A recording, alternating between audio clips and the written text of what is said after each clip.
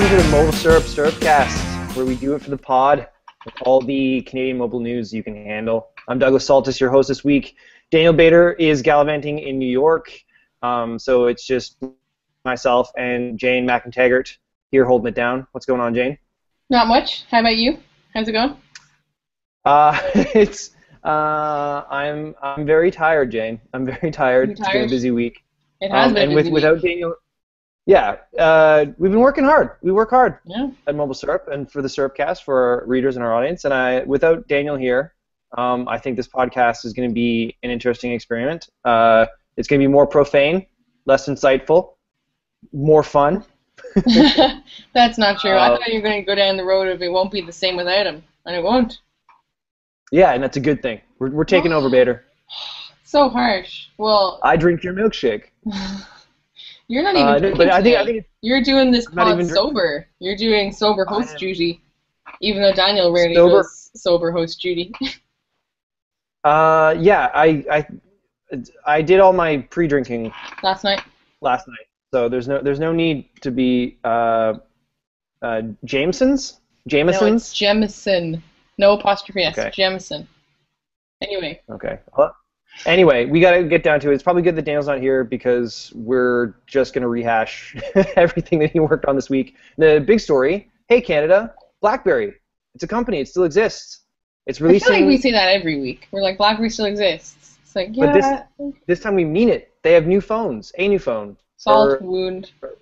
Yeah. One phone. Just the one. And a tease of a second one. We have the BlackBerry Passport announced this week, and then the Classic teased at the end of the event and coming later this year, as well as one more thing, kind of mic drop, BlackBerry Blend, which is probably more important to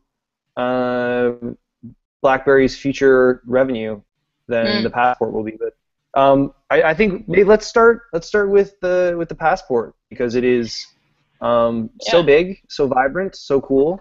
Apparently it's selling out on Shop BlackBerry, although that could be like 50 devices. But people are excited about this phone. People are excited. We are super excited. It's weird. Yeah. So we were at the event in person, Daniel and I, and then you were, I think, watching from the live stream, holding it down at the office. Yep. What was your opinion of the event? It's weird because I'm in this super awesome BBM group with a few mobile syrup readers, but also a whole ton of just like die-hard BlackBerry fans, and they were watching the live stream too, and they were so excited, like crazy excited. So that was my perspective of it too. It was like a unique perspective. So I wasn't really watching kind of with the usual Twitter feed of like cynics and just like bitchy comments. I was like, they were able to help themselves when John Chen was like super nervous and like making his lame jokes, and Wayne Gretzky was like flubbing his line. But like they're just really excited, and a lot of them were like, I'm gonna go out and buy it straight away. Like I want this phone. And they're talking about their pre-orders, and when it's gonna ship, and oh my god, they're holding my shipment, I don't know why, that kind of stuff. So it's kind of like a little world of like iPhone launch, and I think that's really representative of what the Passport is, because I think when I spent time with it, I basically decided straight away is if you love BlackBerry already, like if you have a BlackBerry and you wouldn't think of changing, you would love this phone. Like regardless of form factor, whether or not it's too big for you, you'll be like, this is an amazing phone. It's gorgeous. But if you're not, it's not going to make a BlackBerry user out of you.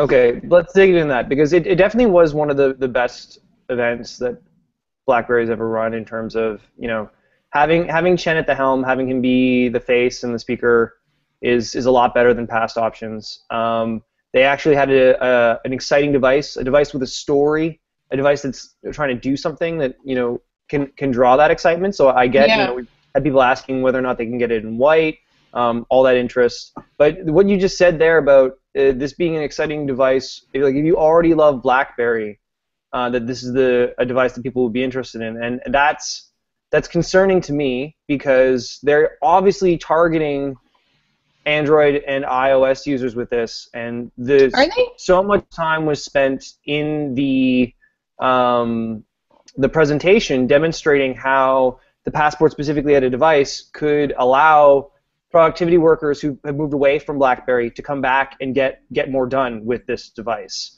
So yeah, but that's still not them targeting Android and iOS users. That's them targeting diehard BlackBerry fans who were forced away from their operating system of choice, because they didn't have the apps they wanted. So I feel like they're still fishing in a very shallow pond. Like it's easy pickings to say that we're going after people who love BlackBerry so much, but just for one reason or another moved away. I don't think they're going to take someone who's... BlackBerry users. What? Closeted BlackBerry users. Yeah, now well, not even that, but just people, yeah, like reformed BlackBerry users who aren't exactly... who still miss it, I guess. Okay, I wouldn't consider those people BlackBerry users because they're not using BlackBerries, but I understand the point. They're trying to appeal to the herd that they once owned, right? Yeah. Now, with that though, I don't understand, with so much time spent on the Passport, why there seems to be this consumer or the continued interest and the teasing of this device, the Classic, which Chen had on him.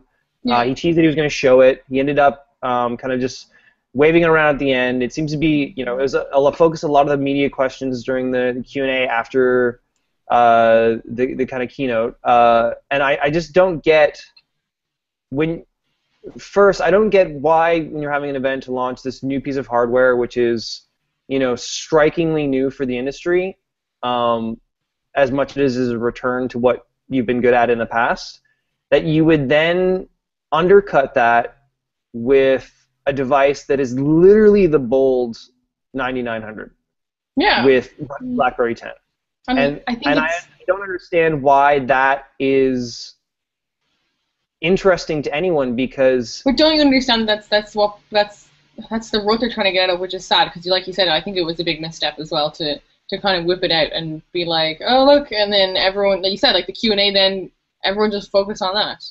Which is, I think it's super sad, because they spent months teasing this phone. I think it's really representative of what BlackBerry is, which is people just, like that. Like, there's a reason the Bold was such a popular device. Like, it's so utilitarian and it gets the job done. And I think it's really sad for BlackBerry when they're obviously trying to branch out and they're obviously trying to bring something new, that even if they don't realize it, they're still falling back on like the crowd pleaser. Mm-hmm. And as soon as it's kind of like that band that like their new album is so much better than their old album. When they go to their show, they're playing all their new stuff, and everyone's like, oh, this is pretty cool. And then they play like one bar of that old song, and everyone goes like batshit insane, and it's like, play the hits. It's sad. Yeah, it's like, Okay, so it's exactly like that scenario, except for no one bought the Q10. Nobody's been buying this device that they keep trying to remake over and over. They're just trying to get it right, pal. They're just trying to get it right. No, the customers that they have that are still using 8700s, corporate customers that they're just trying to keep on the BlackBerry ecosystem and get them on BES 10 and then BES 12 installs, they're not gonna like, just because it has dedicated call buttons and a trackpad, they're not gonna like BlackBerry 10. BlackBerry 10 isn't an OS to be used with a trackpad. It was designed to eliminate all of that. Even when they add a keyboard, like it's a keyboard with as few keys as humanly possible. I don't even think it's going to be a good device, let alone really something that people want. Yeah, because it's. I so want to be around you when you use that phone for the first time, and when you like touch it with your hands. Why? I've been touching BlackBerry devices for. No, because I just think it's interesting that you've already decided you're like, it's not going to be a good experience, and I'm like, Well, so. I think the context to this, and if you haven't checked it out yet, please read my BlackBerry retrospective, where I took a look at all the input design choices that they've made since the first BlackBerry. It is amazing. Well, even if it is what it is, but it's very long, so I put time into it. So please post a comment. No, it's very good, and also it's very good, and the design interview too. Yeah, but the context here is that the worst devices that BlackBerry has made are the ones in which they try to do everything instead of one thing really, really well. Oh. And they're not even everything in the sense is like this is going to be something for everyone, but in a sense that like we just put all the things on this phone. Yeah, and we don't know how they work together. Brings us so handily to this god-awful Android Band-Aid that they have in place, which is just the worst. Like. Yes. Okay, so and then this was a major component of Daniel's review, the issue where they've now basically gutted their own BlackBerry development group, and they're now focusing more on partnerships. So it was interesting that during the keynote, they had a representative from Amazon on the stage, and he actually talked about Amazon's developer tools more than BlackBerry. Like BlackBerry didn't even mention their own developer tools. They're like, hey, we have the Amazon App Store now. But the way that it functions is it's literally the store on the device, and you're actually installing Amazon apps. But they're not integrated into the BlackBerry 10 OS. So there's certain issues where and it's awful. Yeah, well, it's not awful. It's a half. Anything you need a notification for, it's crap. Like the problem is that because Daniel and I spent a lot of time like looking at the BlackBerry Passport and like just like tossing ideas back and forth in the office about it, and it was genuinely, I think it was definitely a back and forth in that we definitely use each other to kind of say like what's great about this device and what's wrong with this device, and I think we learned a lot during those talks. But one of the things that we both focused on was that if you want to get timely notifications, BlackBerry has you covered. Like if you want the hub and if you want that little red light to blink when it's supposed to blink, then you should definitely use the BlackBerry version of that app. But if you want the app itself to be a pleasant experience, if you want to not be tearing your hair out looking at something that's like poorly scaled or ugly, then I don't know. It's just I feel like this when you're in the Android app, it's nicer, and then when you're in the BlackBerry app, you're like, this is just icky. But the problem is that the BlackBerry app gives you the better passive experience when you're not using the app, which is it kind of comes down to like what's more important to you, the feeling that you have and the experience that you have when you use the app itself, or what the app does when you're not looking. Yeah. So let's break that down even finer, because I think there's been a lot of uproar for that review and what the relationship between an OS and the things that an OS runs. So one of the best components to BlackBerry 10 and one of the best arguments that BlackBerry can make for why people should use their devices is something like the hub, which is this integrated communication. Oh, it's fabulous. Like I love it. But to not have applications in their ecosystem that run and utilize that means that you're adding something to get apps to get people to use your devices more. But the apps that you're giving them are ones that not only don't take advantage of your platform benefits, but make the experience less than if someone had used the exact same app on Android. Exactly. And this is something that came up. We were talking yesterday at the Passport event, where with the Passport's keyboard as well, which is a touch-enabled keyboard, which allows a whole new opportunity for just inputs, controls. We were spitballing like what happens when like games start using the touch-enabled keyboard to do things, so you don't have to take up screen space or touch it there. But it can only be used by predominantly the first-party BlackBerry apps. So third-party applications don't get the touch-enabled keyboard. It's not a component because they haven't opened it up. So you always have the situation where like, okay, I'm using a BlackBerry phone, but what part of the BlackBerry phone am I using? Like, what experience am I? It's not consistent throughout. So when I say that I'm pretty sure that the Classic is going to be a disaster, that's a hardware example of them making the same kludge-like decisions where they're sticking things together. And it's hard too because like BlackBerry is one company that I feel is not afraid to take risks. Like they have done some super interesting things with hardware over the years. Like, do you remember the Storm with like it was like the giant clickable touchscreen that like the entire and like that was such a unique and like off the wall idea, and like they just went for it and they were like, this is the best thing since sliced bread.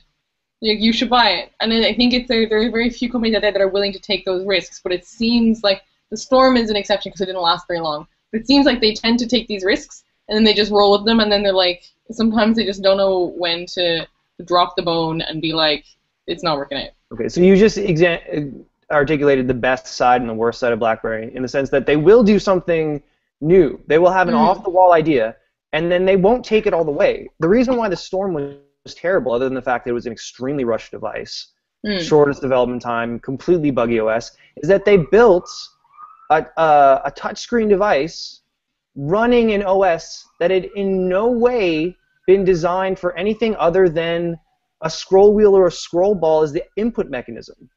It wasn't But a there were touch so many things wrong with the Storm, even just from a phone point of view. Like I wanted that phone so badly, and it came out, and I was like, no, I'm never buying that phone. Like it was rumored, and I was like, yeah, I'm gonna buy it. It's gonna be the first BlackBerry device I buy. And then it came out, and I was like, oh crap, it looks like shit. Like it just looks awful. And then I had a friend who bought it, and even the Wi-Fi he had, like it was like buggy as crap. Like even when you move away from just like the OS, yeah, it was just rushed, and it was just a bad experience all around. But okay, so we spent a lot of time talking about hardware, and I want to get back to the software because for as much as the event yesterday was a passport event, BlackBerry is now an enterprise services company again, and their services that aren't necessarily tied to or based from devices. They're services enabled by devices. So I thought the announcement of BlackBerry Blend was very important to kind of where BlackBerry is going to fall, and something that even if you're not a BlackBerry hardware user can help convince you to be in their ecosystem, because it actually looks really, really compelling for anyone who works in a corporate environment who it's a very compelling idea. Yeah, well, it's a compelling idea. And what did you think from just the demo that they gave of just the execution of that idea? Because I think with enterprise stuff, a lot of it's in the details. Right, for sure. I don't know. I think again, it's one of those things where it's like they could have easily, like, it's the software solution to a problem that a lot of people try and solve with hardware. Like they could have easily been like, oh, we're going to make a productivity tablet so that you can do all of these things on a larger device. When I think it's one of the things where it makes, oh, there's your sirens. Yeah, I'm sirened out. Keep talking. I think it's one of those things where it demonstrates that BlackBerry, even though they tend to make a lot of mistakes, there's smart people working there. And I don't know, I think it was billed as a one more thing, and I think, like you said, I think it deserved almost its own event, because it's super interesting, I think. But I want to see more. I want to see it. I don't think it's fair to judge the demo. Yeah, because you were there. What was the reaction like? I think at first everyone's like, "Oh man, this thing's still going," and I think that's the CRTC coming for us, telling us that we've been talking about BlackBerry too long. No, I think it's a situation where the reason why that event was still going is because to demonstrate the features, even in 10.3 level BlackBerry Blend, you have to take, which is so hard to say, BlackBerry Blend. You have to take each use case and walk a person through the individual ways. You can't just say, "Hey, we've added optical image stabilization to this." It's something you have to walk through the experience, or let someone experience it themselves for them to see it. So for that to be a tack on. It's so weird, right? I thought it was weird. I thought it was also weird that he said that at an event for the flagship device that you're releasing, that it will then be outsold by another device that hasn't been announced or released. Like it's almost as if this is the very last stage of a transition away from what they were before. Whereas they were a service. What do you think they were before? Like what do you mean? Like, where do you think they're going? Okay, so the way that you can look at this is that BlackBerry has always been an enterprise services company. Right. Just of course. Previously, those enterprise services were all contained in and enabled by the specific device that they sold. Even when they sold hardware, the big deal wasn't they didn't make their money off the hardware sale. They made their money off the services revenue through biz and bez that they got through BlackBerry devices. Now, with fewer people wanting BlackBerry devices, or only a smaller segment, because there's it's twofold though, because it's fewer people wanting them, but also a huge surge in the support for bring your own device and for basically devices that aren't BlackBerry. So they're fighting two problems: is one, that people have more choice, and two, that people now that they have that choice are like, oh well, maybe I'll go that direction instead. Yes. So the services then that they're now presenting have to function on all devices. So you see with Blend, it's a cloud enterprise drive for all your work information on any device that you want. It's that connector. BlackBerry Assistant is something that manages your personal and your professional in a really smart way. Bez 12 is something that allows IT admins to manage a multitude of devices across all ITs. The cloud business services that they're going to be releasing are similar to that. They might be interacted with through a mobile device, but it's not mobile device based anymore. So, the problem with that is when you think of BlackBerry is like Kleenex. When you think of them, you think of that product, the hardware. Yeah. So you invite a bunch of people to come check out the new company, and then all they want to see and hear about is the phone. And the new phone is cool. It's got a cool, great identity, a beautiful design. It's very interesting, very engaging.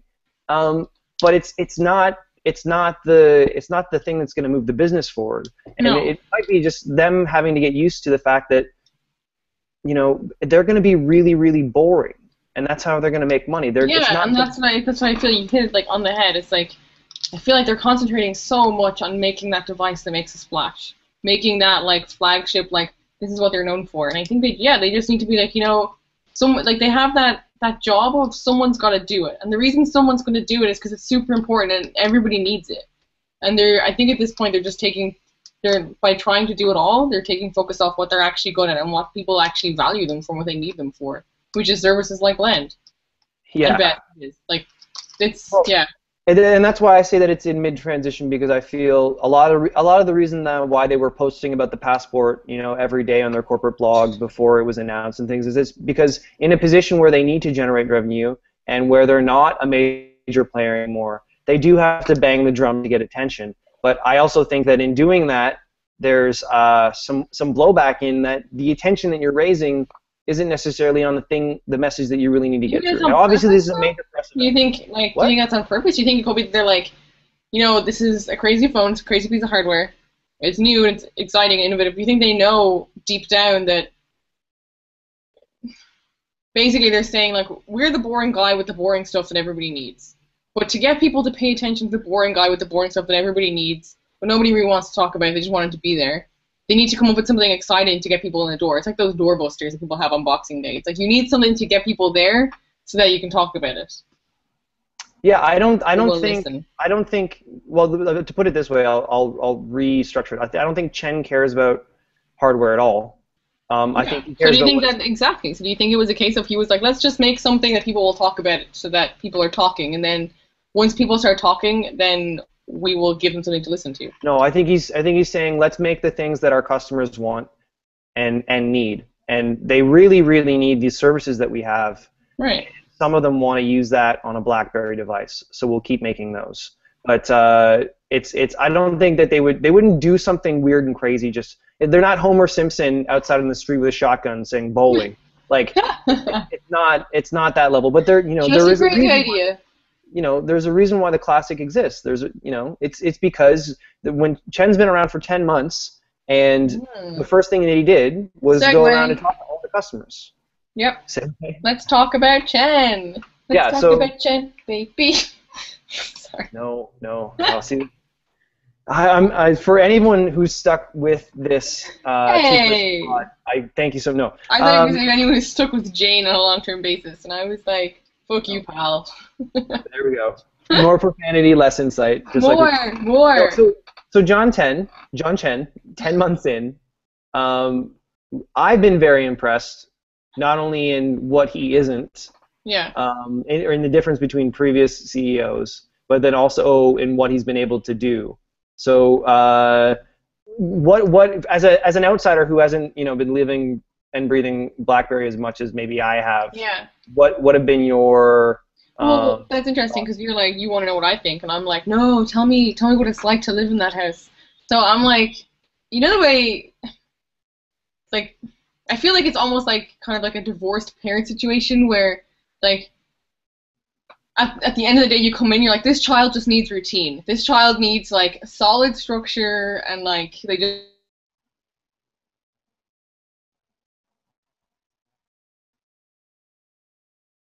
And I feel like Chen is kind of comes in, and we were talking before about how, the boring stuff is what's going to make the money. And he kind of comes in and he's like, let's let's just do what we're good at. And he kind of like lays down the law. He's going to the bathroom. Oh no, he's not. He's gonna plug his laptop in. Sorry, false alarm. I think it's like he's providing the routine, and it's kind of, I think BlackBerry suffered so much from having such a varied leadership, and part of that was because they had the DO on point for a long time actually. But I'm just talking to talk because it's really disconcerting to talk to nothing. Here we go. He's back. Sorry, did anyone notice that I went to go plug my laptop? I told him you were going to the bathroom because I didn't see your message until you actually got up and ran away.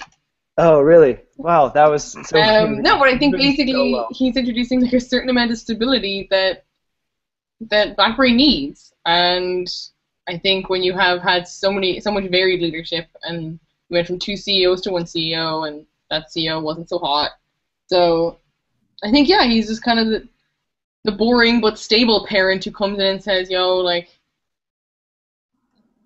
got to get up every morning, go to school, do your homework, eat your greens. Yeah, we gotta work hard and be ready.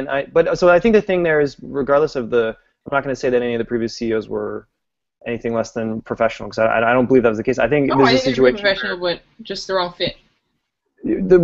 Because Chen doesn't have that legacy commitment to the company, and he also is able to bring in.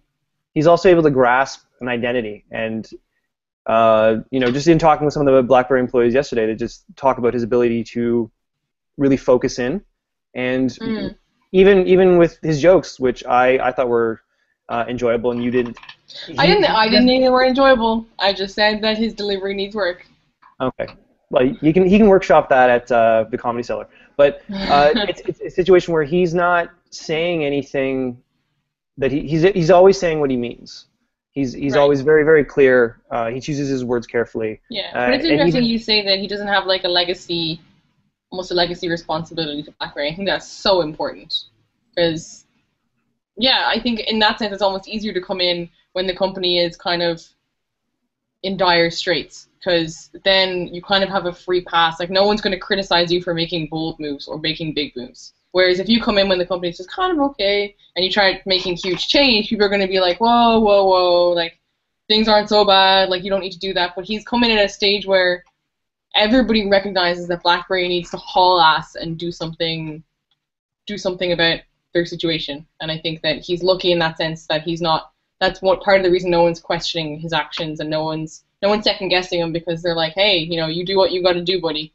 Well, he's coming in at a stage certainly when the company was looking for leadership, and I think he's been able to provide that. And even just he said one of the when talking about the passport, there isn't this feeling of we got along just fine without you, because they didn't. So he comes in at a point where everyone's saying, please show us the way, like. Yeah, well, no, but go from here. What he said though with the passport though was that the best decision that he made, like the only decision that he made with the passport, his only piece of involvement was not killing it. This was the work of the people already at the company, but it was his job to shepherd that, to bring it home. And that's not doing things is important as doing things in these certain situations. But I think there's nothing more that we can say about BlackBerry this week. I think BES 12 is coming out in late October, early November. There might be some BBM news coming up after that, so we'll keep checking in. In terms of the Amazon App Store issue on BlackBerry 10.3, I've heard that a point release 10.3.1 will provide a fix to that, like a better integration. So if they can do that, that's great. We're looking to talk to Peter Ng, who's kind of the new director. I want to say director of global alliances, but he's the guy playing connector in the situation between BlackBerry and the app ecosystem that they need to borrow. So we're hoping to sit down and talk with him. But that's enough BlackBerry for. We've hit our Canadian quota. I could talk all week about BlackBerry. But why would we spend more time talking about BlackBerry when we have a bunch of really great non-BlackBerry related mobile news around some of the dumbest? Okay, file this under stupid human tricks, but Jane, did you know that the iPhone 6 Plus can bend if you try to bend it? I did know that, and one of the most exciting things about this for me was that because I guess there's not a lot of women in the tech industry, so I feel the effects of kind of the kind of people who are reading the blogs every single day versus like the people who don't do that. I feel it more because when I talk to my female friends, like it's just none of them do it. So I met up with a friend of mine yesterday, and she was like, "Oh my God, did you hear that the new iPhone bends?" And I was like, "There's no way that she should know this information this quickly." Like, usually the trickle down for this kind of information is so much slower, but everybody's talking about it, despite the fact that Apple is insisting that only 9 people have actually complained. Yeah, and I think, on the way to the Passport event yesterday morning, I can't remember who it was, but another tech blogger was like, "Yeah, I just tried to do the bend test on the Xperia Z2, and it bent in like 2 seconds." The way he's like, if you try to bend something, it's gonna bend. What's the panel size on the Xperia Z2? Xperia. If Daniel was here, he would call in that mind of his and tell us extremely quickly what it is. Yeah. 5.2. Yeah. So how big is the 5.5 on the Plus, right? The 6 Plus. Yeah. If you take a big, wide, aluminum device, put it in your pocket, and sit on it, chances are something might happen to that. This is such. I don't think they're sitting on it. I think it's going in the front pocket of like tight jeans, and then you sit down, you bend, like your legs come up, your waist, like it's like you basically go from vertical to right angle, and your phone feels the effects. I don't think they're sitting on it. Well, if you're sitting down with a 5.5-inch device in your front pocket, that's another issue. But I don't think this is an antenna gate. So as you said, Apple has come out, released a statement, basically saying, "Piss off, our devices are great." Let me. That's what they do with antenna gate too, though. Even though that was an antenna gate, and they were like, "Piss off, our devices are great." That wasn't necessarily Hold it different. Yeah. But yeah. So they said the new iPhones feature steel titanium inserts to reinforce stress locations and use the strongest glass in the industry. So basically, like, we're doing our best. Leave us alone. Yeah, like we're not going to change the production of the iPhone just because 9 people complained. I feel like it has to be more than 9.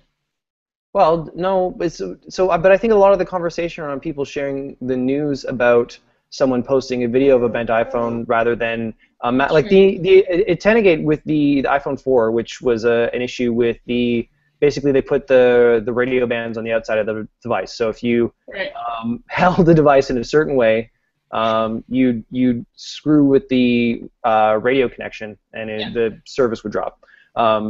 With this is a situation where, and it's interesting that your friends kind of like outside the industry came to you about it, where I think people are we're in an industry, we're in an age of content and content machines, and if there's no content there, it has to be made. And this is just people like, hey. Are you basically saying this is a storm in a teacup? Like people are making a mountain out of a molehill?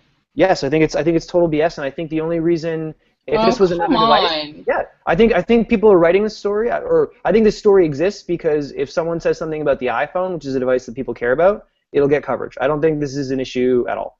I don't think it's a problem. Okay, I think it's a massive stretch to say it's not an issue at all.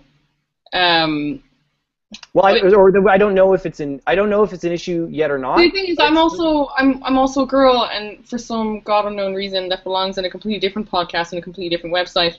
Yeah. Clothing makers make the pockets on my clothes very, very small, so I haven't put a cell phone in a pocket in a very long time. So I think for me, I'm like, it's a non-issue. Like, how would you even notice that happens? But I think that if this is something that's going to happen to a lot of people, then it's not a non-issue. It's not a storm in a teacup.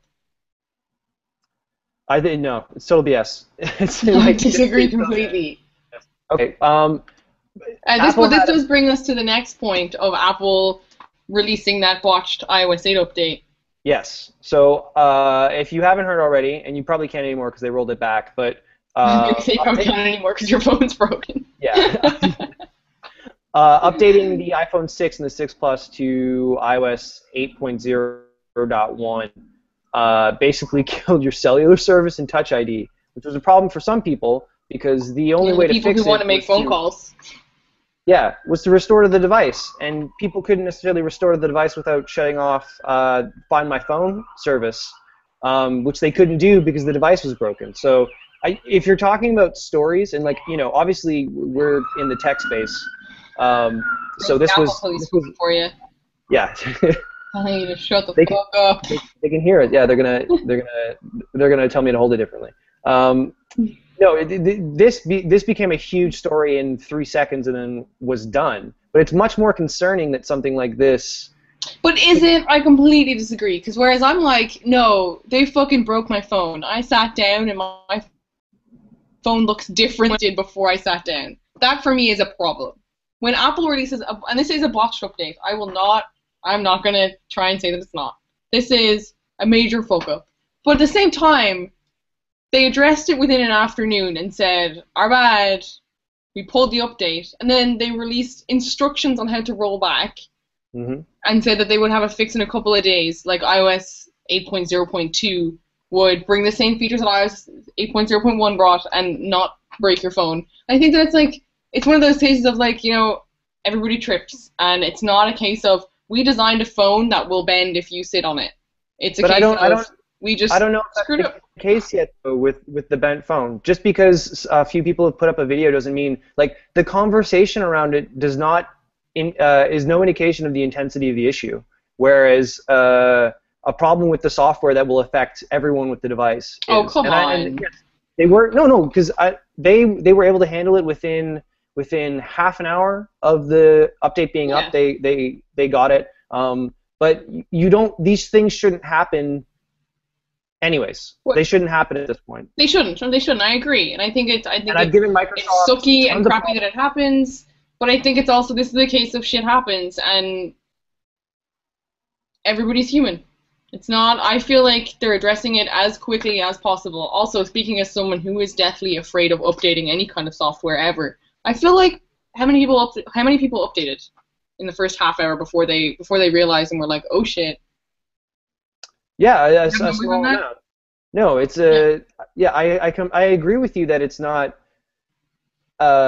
disastrous, but it's more problematic that your software development and Q&A system can't catch an issue that on a variety of carriers shuts down cellular ability. I get that they were able to stop it before it became a much bigger deal, but I'm saying if you're going to look at the bad news that Apple got this week, long term, the fact that something like that can happen is, I'd be paying more attention to Apple software updates and the reports of iOS crashing far more than iOS 7 than people doing dumb things with phones. No, I disagree completely, because I think part of the reason they have an entire team of people dropping iPhones for 8 months before they release it is because you don't, like, everybody uses the phone differently. I feel like when it's an issue where it's like you say, you're like, I don't understand how this could happen when you have a software development team. It's like it happens on a variety of different carriers.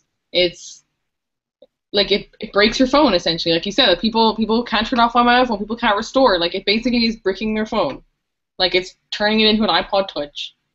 Like a super expensive iPod Touch. Oh, no, a really old iPod Touch, because the newer ones can connect to the internet. Okay, so you're going to continue to disagree. No, but I'm saying that that's a mistake that was it just happened. Like, someone tripped. The phone bending thing is like, I don't know, like, I was at CES one year and I saw a thing in the Lenovo booth where they had a laptop hooked up to like a hinge thing, and it basically opened and closed the laptop like thousands of times over the course of whatever amount of time. And I'm like, how did someone not try and like use a vise to bend the iPhone and figure out how many kinds of pressure it would take to like distort the frame? I'm sure they did. Like, the device doesn't get released without that. We're having issues here. I think this is Syrupcast After Dark here. But so I think we can agree on this. First of all, the iPhone 6 Plus did a really good job of blending. it withstood that held up super long than I've ever seen a device. The Samsung Note 3 like blended instantly, and that iPhone 6 Plus hung in there like a champ. I was impressed too. Ian and I watched it together, and I was like, oh, that's like taking forever. And then also, iPhone sold 10 million units in the first weekend of its availability. So I don't, the good news comes with the bad news sometimes for Apple. But I want to talk now In this is kind of related to those sales numbers. We posted something this week that Samsung is accelerating the launch of the Note 4, essentially because everyone wants to buy the iPhone 6 Plus. And this is just a classic Samsung moment where they just can't seem to. I honestly today feel like I've disagreed with every single thing that's come out of your mouth. Like, I'm just like, no, disagree. First of all, I disagree with Samsung too. I'm like, why would you launch it early? I think big phones have been around for long enough that no one's sitting at home saying, I just wish I had a 5.5-inch device, and then it's like, oh look, the iPhone 6 Plus is out. No one's like, there's been, like, the phablet market is well established. I don't think Samsung is losing sales to the iPhone. So I'm going to pull up the quote right now. So, and I'm not. That's for those people who bought a Samsung or bought like a Note 2 years ago because they were like, oh, I just love my iPhone, I just wish it was bigger. I don't know. I feel like Samsung is they're being very rash. I agree with you. I'm not saying it's a good idea, but I'm pretty sure it's obvious why they're doing it. They want to get their device. They specifically said we are doing this because the iPhone 6 Plus is now available.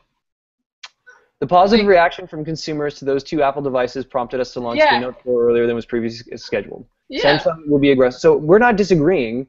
The Samsung official said that, and we both think that it's a really dumb idea. Or just simply because when it comes to device launches, and I think the Storm, which we were talking about before, is the perfect example. There is a set amount of time that it takes to make a phone, and you can put more people on it.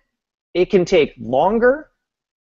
You can't shorten the timeline. It's like two and a half years. There's definitely like a floor of like how fast you can do it.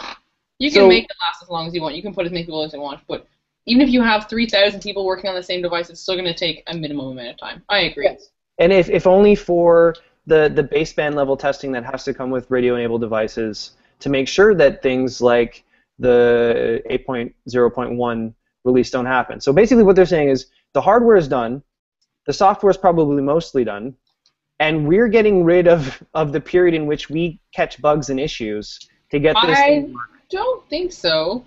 Well, yes. We announced this phone at IFA like 2 weeks ago. It was scheduled to go. Was it? Okay, this is a part that I'm hazy on, and I think I'm hazy on it because it's different every time.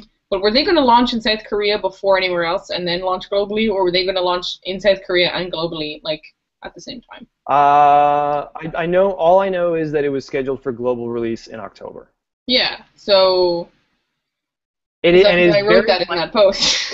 It is very unlikely that with that scheduled release, they had gold software ready to go and they're sitting on it for that period of time. See, I disagree because, again, surprise. I disagree because I feel like if they were going global at the same time, they're ready. Like, you don't do a global launch unless you're confident. I feel like you're more likely to do like, oh, we'll just do it in this country. Or that, like, these two markets before we do it everywhere else. Well, I feel like they have the units, they have the production volume, their software is good to go. No, but the software is the last thing. The production of devices is different than having the. I wish Daniel was here because he played with it, right? Yes, he did play with it, but the phones aren't made that way. A month before the device is released, there's probably tweaks still being done. Can that be the name of the podcast? I wish Daniel was here. Daddy Come Home is the name of the podcast this week. Okay, so. Please don't leave us. Can we? Let's move on because there's more Samsung news. I only have this much wine left, so. Well, we only have a little bit more news left, and then apps of the week, and then we can put this one in the can. But Samsung, in addition to accelerating the launch of the Note 4. Has also moved 500 software engineers from its mobile division to increase synergies for the Tizen platform. Tizen. It's Tizen. I am puzzled, but at the same time, I know how big Samsung is. If you've ever been to Samsung's like offices or factories in South Korea, like they own the town, like the shopping centers, like the buildings, the hotels, the airport, like everything. It's just Samsung. Samsung everything. It's just Sometimes they own airports. it's bananas. Yeah, they had Heathrow. Heathrow. They had like that whole terminal there. But anyway, it's just like it's crazy. It's like Samsung everything. Because they're so big and they have so much money. So I think moving 500 Tizen engineers from mobile is, one, not a huge loss for mobile, because no one gives a shit about Tizen on mobile, and no one cares about it. And two, I think that Tizen belongs on those platforms they're talking about, those Internet of Things platforms. Like, I remember, I wish that the Gear 2 and the Gear 2 Neo ran on Android, and I wish that the Gear Fit ran on Tizen. Because the Gear Fit runs on like an embedded OS, right? It's like this rando OS that like there's no apps for it, and yeah, it's like it's an embedded OS that's like so that they can make it last forever and all that kind of crack. But that's what I wish. In my perfect world, in Janetopia, the Gear Fit or the Gear 2 Neo and the Gear 2, the regular Gear 2 run on Android, and the Gear Fit runs on Tizen. And then every other Internet of Things device and TV and whatever that Samsung develops should run on Tizen. Tizen should never be in anybody's pocket. So do you think that this will have an impact then, but not in mobile? Yeah, for sure. I think it can only be good for the Tizen platform, and I want it to mean less Tizen on mobile and more Tizen on everything else where it belongs. Okay. I think, does it belong there? Because Android can talk to Android. I'm just spitballing here. What do you think? Point counterpoint with Jane. I think that if they can make Tizen something that doesn't involve wearables or phones in any way, and IoT is where it's going to be at, or TVs or whatever, that's great because it's never going to be a player in wearables. It's never going to be a player in mobile. So if this is to refocus, those synergies are essentially a platform pivot, great, because so far this has just been a giant clusterfuck of promises and no deliverables. You can say clusterfuck. It's okay. I prefer clustercuss though. Shout out Wes Anderson. Okay, so moving on. In the boner take my money category, it's been rumored that Google's Motorola made. Are you serious? Doug, you're driving me mad. What? Boner take my money for this piece of hardware. You don't think that the Moto X looks pretty?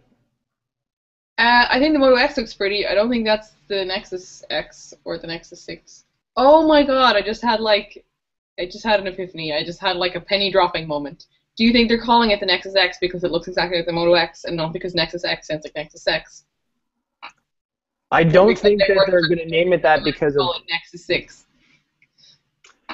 We are so far off the reservation today. I don't even know what to do. I'm just saying. So you're the ride or die Nexus fan. Yeah. The ride or die Nexus fan who has been stuffed, kicking and screaming into this HTC One M8 and Huawei Zenmate 2 taxi cab, and I'm not hating the ride, but I do miss my Nexus for sure. So then, how do you not think that a Nexus device made by Motorola that looks like the Moto X is not a boner take? Loving the fact that it's made by Motorola. Motorola makes brilliant hardware. Don't believe for a second that it can have a near 6-inch QHD display. Just won't happen. Don't think it will have 3 gigs of RAM. Probably will have a 13 megapixel camera. I can buy that. I can also buy the 3200 milliamp hour battery. I can buy that. You can sell me on that, but you can't sell me on 3 gigs of RAM and a 6-inch display for a Nexus phone. And the reason is because Google has one Nexus phone every year. They're not going to make a 6-inch device. It's going to be, I would say, 5.5 max. So you're calling BS on the rumors? Or? Oh yeah, like I have zero time for Nexus X, Nexus 6 rumors because I think they're all bullshit. Okay, well then and I will eat my hat if there's a 6-inch Nexus device this time next month. Okay.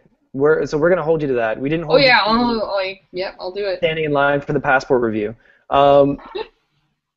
But so talk to me then about the hypothetical. Like, what if you don't buy this? Tell me about what you think that Nexus device is going to look like, and then tell me if you would want like what do you want in a Motorola-made device? I don't think it. The thing is that I really enjoy the aesthetic of Motorola devices, like the than Moto X, Moto G. I think they're both gorgeous devices. I don't think they would go with something that's so like it's also important to remember that this article, and we'll link to it so you guys can read it. This picture, and we say it here, it's a render. Like, this is, someone said that it's gonna be my Motorola, and that it will be based on a real device, whatever that means. And then someone made a render of this phone and made it look like the Moto X. So this is like, I feel like this is completely baseless. It's a friend told a friend told a friend, Purple Monkey dishwasher. It's a friend told a friend told a friend that it would look like a phone that exists already, and someone decided that that phone was. So I would much rather see it look like the Moto G, which is very slightly different. But and I think that's more likely given the Moto G is the more affordable choice, and Moto X is like a very high-end flagship. Okay, so So I'm thinking Moto X specs in a Moto G chassis. Is that really unreasonable? Because they've got to make it. I don't know. We'll see. I think it's reasonable. I'm excited to see it in whatever kind of moto style. But this is the kind of I've been playing with I'm holding up and you probably heard it vibrating a few times because I kept turning it off improperly. We're my HTC One M8. So I've been goofing around with Android for a while now, just to get my giant palms and small fingers used to the idea of larger smartphones in preparation for me probably sucking it down and paying for an iPhone 6. And as there are things that I've been enjoying about Android, and then there are things that I have not been enjoying about Android, which we talked about a bit last week. But all your problems, and I think this is interesting because you and I started using the M8 almost on the same day. Yes. Except I'm using a version flashed with stock Android, and you're using the version that has HTC Sense UI on top of it. And my One M8 thing, and my One M8 thing. You gotta drink Google Kool-Aid. You gotta go all Google all the time. Otherwise, you're gonna have your experience, which is icky. Yes, which is why when I see this, even if you are calling BS on the rumor of what this Nexus device will look like, I pay attention to it because I'm excited to see what Motorola and Google are. Oh, me too. And I know that this is like a last. We're not going to see this again because it's got the whole Motorola Lenovo thing going on. And like the BlackBerry thing, this is I guess like a failover from days gone by when Motorola and Google were the same company and working together and everything was beautiful and there were roses and boxes of chocolates and stuff. And I feel like this is going to be probably one of the most interesting Nexus devices we've seen, but we will not see another device like it just because after this, Motorola is going to ride off into the sunset with Lenovo. So yeah, it's a last hurrah, and it's as we said, like this thing's got to be in the works for 2 years, and I want to know if it has my interest and my attention now. Okay, so moving on to a piece of news that caught my attention in the exact opposite way. Stats Canada is saying that the cost of telephone service in Canada rose 7.6% year over year, and that is so high above inflation that it breaks my heart. I want you to talk about this because as a recent immigrant to Canada, I have very little, I guess, background experience to go on with this. But seriously, like, you guys get fucking robbed. Yes, well, as we talked about in the post there, the big three controlling 90% of the subscribers in Canada. The new entrants have not only shrunk, but have failed to really grab any serious market share.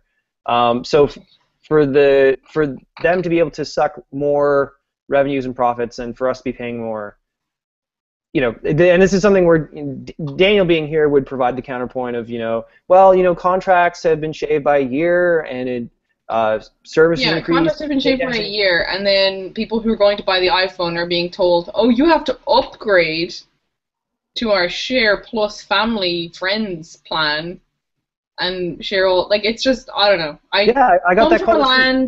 Like, there are times when we write about the carriers that I want to sit you guys down and be like, gather around and I will tell you a tale of a place where this doesn't happen. Because, it boggles my mind. And why does it not happen in Ireland? Because it's regulated, or It's because not there's even Ireland. I think it's like a Europe-wide thing. One is regulation. I know in the UK there's and it's a relatively recent thing in the UK where they've put like a ceiling on the price that you can charge people for roaming and that kind of stuff within Europe. And as a result, many carriers are saying, "Hey, we're going to give you the best deal for roaming in any country in the world." Mhm. And so it's super competitive. And I feel like in Canada, competitive means we got to charge the same as the other company so that people don't pick them over us. Whereas in the UK and Ireland, it's more of let's see how little we can charge because we know that's what's going to get people on board. And I miss that. Yeah, and so this is a situation where I'm hoping the CRTC stops trying to regulate Netflix in Canada, and focuses on the pertinent issues that customers care about, which is this. And we don't go too much farther into this because it's just another kind of like Podcast.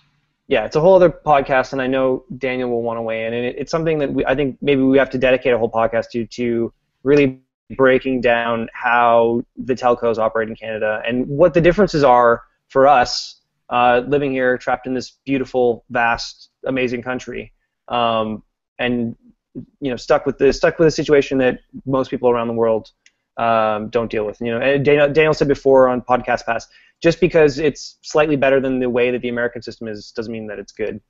So brings us very handily to our last one, which is the Bell and Rogers fastest mobile service in Canada study from PC Mag. PC Mag, shout out to Sasha. Yeah. You beautiful man. He's amazing. He drew the longest straw and I think traveled around Canada testing network speeds. And the results, I guess, are in. And if you don't know, PC Mag does amazing network. They're so thorough in their tests of this type of stuff. So I would trust them before other independent studies. And they basically found that of the big three, it's Bell and Rogers. But specifically, I'm just looking here. The Bell's average national upload speeds were 45% higher than Rogers, which is crazy. That is crazy. Yeah. So, shoutouts to What Bell. network are you on? I'm a Rogers customer. My condolences. No, I'm kidding. Well, back in the day, you guys did well in this thing. Yeah. Well, we did okay. We're strong number two. Go Rogers. But I couldn't believe. I guess it's, as everyone expected, TELUS kind of lagged behind. But to the extent, though, considering that they also share part of their networks with Bell, the disparity. If you had told me the top two were Bell and TELUS, I'd be like, get that. Or that the bottom two were Bell and TELUS, I'd get that. But for Bell and Rogers to be the top two and Bell to be just in certain situations, it's just I don't get what's going on there, and maybe we can dig a little deeper, talk to some people, and figure out if there's technical issues with that, or if just for me, the most interesting thing is going to be Wind and Videotron, which are both we talked last week about Wind being in a huge transitionary phase, or transitional phase, if you want to use the actual word from the dictionary. But I think Daniel even mentioned it. It will be super interesting to see where this same study, see the numbers this time next year and see what it's like for 2015. Because right now, and I know this is competition in Canada, the big three, you guys have this whole rebellious thing where you're oh, it's all the same. But I'm really excited to see where those smaller but not yet new entrants can take it. Yeah, and I think you're raising a great point. This is not a final word at all. This is no. Especially when it comes to telco service, it is constantly evolving, constantly changing. Yeah, it's you should think of it as taking the pulse and not this is the be all and end all. It's definitely oh, let's check in and see what the deal is. Yeah, it's changing so fast. In September 2014, if you want to be shooting data around, Bell and Rogers are the places to be doing it. But that by January of next year, it could be a completely different thing. So that's all the news of the week. So let's transition to our apps of the week. Which after last week's app explosion, where we had just found many other apps, gave you a ton of apps to download.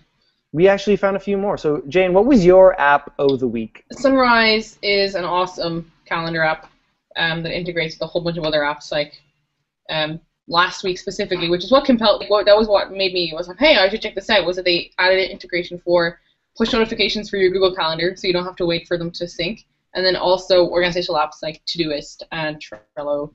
So it's basically like this kind of like this hub of what's going on in your life at the moment. So you've got like different kind of meetings and stuff, but it's basically a way better experience than just the stock Google Calendar.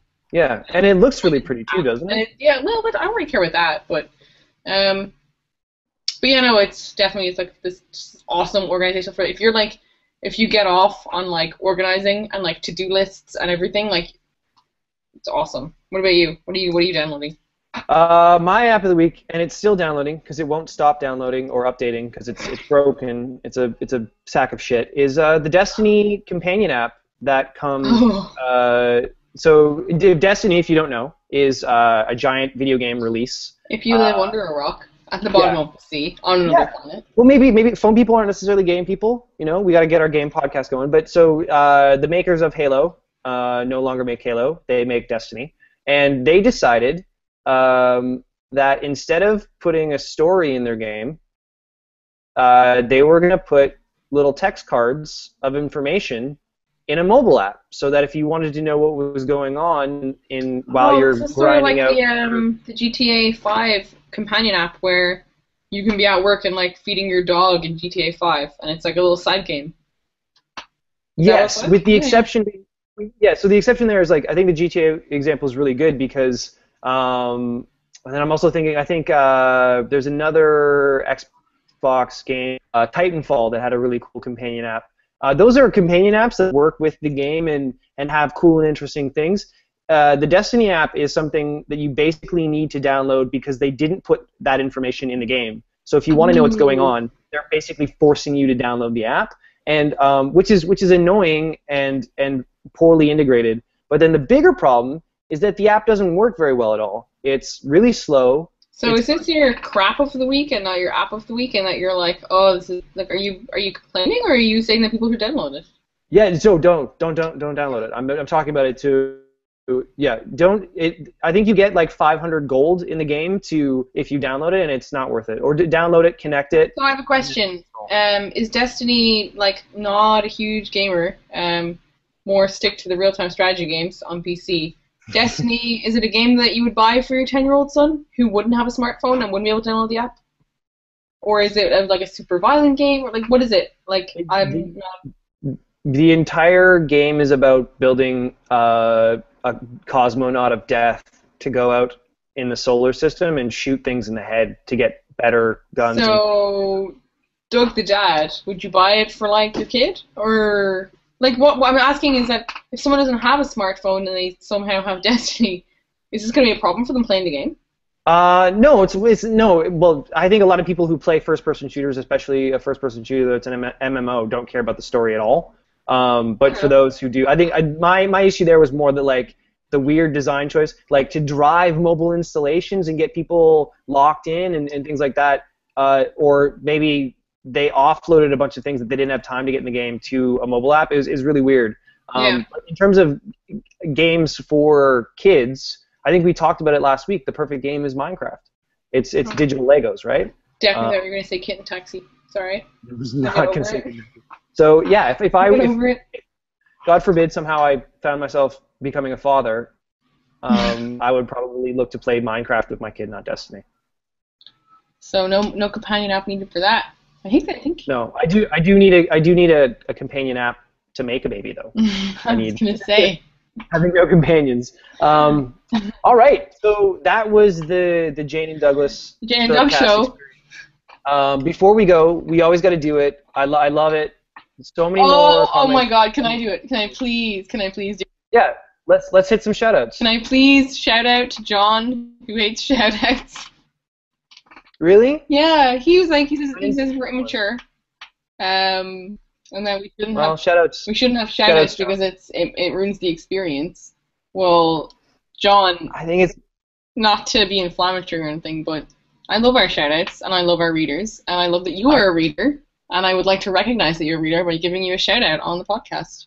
Yeah, there's a lot of meta humor there. I think the weird thing is, like, true story, the reason why we started doing a podcast was so that we could shout out people. It's only for that reason. So no, but also the point of the shout out is that, like, because we're new at this and the podcast is very new still, like we're only in episode 14, we're still like learning as we go. And a lot of the people we give shout outs to are people who gave feedback the last week and said, hey, like, Jane, you were sitting way off center, like, Doug, you can't go to the bathroom in the middle of the podcast, like, that kind of stuff. So we're going to say, like, shout out, you know, thanks for that. We'll keep that in mind, and we'll get it going. Shout out Naturalist, who wants us to record in a swimming pool. Yeah, so shout out Raise81. We are getting mics. We're doing this. No one's in the office today, so we're doing it over the Google Hangout, so the audio should be much better. But when we are in person, exciting times. Daniel emailed me today and said the mics are arriving tomorrow, so I'm gonna sign for that package. So next week we should have a new whole audio scenario for you guys to criticize. And yeah, and then we'll just work on that echo after that. Shout out Jason Vandelar, still have a great name. Really excited about what's going on with Wind. Super cool. Shout out to Gwydion JHR. Sorry, dude. Maybe next time you can tell me how to pronounce your name so I can give you a better shout out. We try to keep it real with the Canadian content. Obviously, if you haven't seen it yet, we did so much BlackBerry stuff this week. Like we did more BlackBerry coverage than the rest of the tech sites in the world. Especially when it comes to word count. Very true. Very true. You guys are wordy. We will keep the Canadian content up, and please keep giving us, you know, suggestions of what's important to you, and what you want to see. What do you want us talking about more? Different segments on the show. We kind of tried a little bit different format with a topic up front and then some news at the back end. Let us know what you think. Shout out Jeff Broussard. Jeff Broussard in the house. Best icon ever. Fucking love that guy. And his deadly tattoo. Yeah, Quantos. We're gonna get egg packaging. Unorthodox accused you and Daniel of being sexist and putting baby in the corner, essentially. I want to say that didn't happen. Interestingly enough, last week, Douglas was actually like on the opposite of the table, and I was borderline sitting on Daniel's lap, and we played back the audio, and we were like, "What the fuck happened there?" So we're hoping it will be rectified by the microphones. I think we forgot. That's our problem. Our microphone didn't have the Irish setting on, so it just didn't record any audio. So it was just like, not too far, and only permanent residency. Yeah, but we're trying hard. Passport. So, we're getting better. Next week we'll be back with Mr. Bader, fresh from New York. So yeah, give us a shout out in the comments. Let us know what you want to see, and we'll see you next week. Yeah. Good pod, Doug. Bye, guys. Bye. Good pod.